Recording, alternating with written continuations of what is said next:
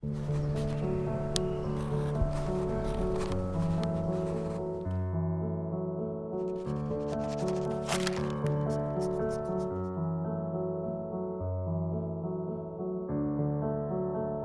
du projet, c'est qu'on est parti d'un bloc de pierre, on est parti d'un ensemble urbain, de la masse qui a construit la ville, et qu'on a creusé, et on l'a creusé par la nature. Et toute l'histoire du projet, c'est ça. Comment la nature, au fur et à mesure du temps, a creusé l'élément qui constitue la ville, la pierre, pour reprendre ses droits et revenir faire un cœur d'îlot qui soit extrêmement végétalisé.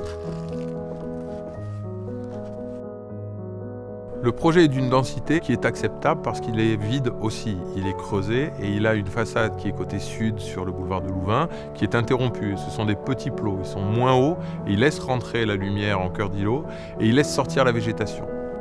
Depuis le boulevard, on voit la végétation qui sort des façades et ça l'aère. La densité, elle est acceptable à partir du moment où on a des respirations et ce projet, c'est l'expression des respirations.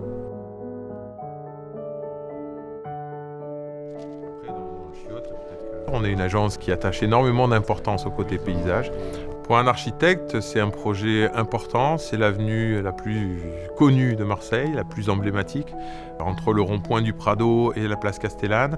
En plus, on a la chance de terminer un îlot, puisqu'on est bordé par 3 rues, l'avenue du Prado, l'impasse du Gaz, le boulevard de Louvain. Et pour nous, donc, ça a été très intéressant de travailler sur 3 vocabulaires différents.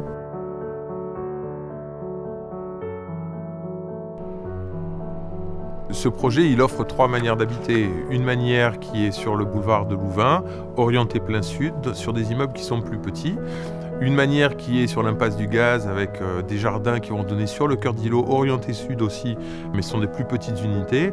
Et puis habiter sur le Prado, ça veut dire habiter sur l'avenue, extrêmement large, très bien orientée, vers la mer, et puis avec une double façade. On a souhaité que l'ensemble des personnes, des habitants, passent par un hall d'entrée grand, aéré, et qu'ils arrivent sur le jardin. Le jardin est au-dessus du commerce, donc il est à 5-6 mètres de haut. C'est un endroit de passage. Ce n'est pas un jardin qu'on regarde depuis son balcon. On y passe, on s'y rencontre, on dit bonjour à son voisin. On crée de la relation, là où en ville, on a plutôt tendance à être chacun chez soi. Ça veut dire que le vivre ensemble, on le met en place dans ce projet.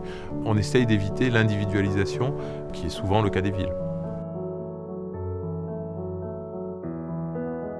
Je pense que dans ce projet, on a une capacité à évoluer. On peut très bien arriver en ayant des moyens raisonnables, une petite unité, et puis se dire que tout compte fait, on y est bien, et que donc on pourra passer dans l'immeuble qui est juste à côté, avec un petit peu plus grand, avec le rêve peut-être sans doute de terminer en haut, au dernier étage sur le Prado. Et c'est ce qui fait que j'aime beaucoup ce projet.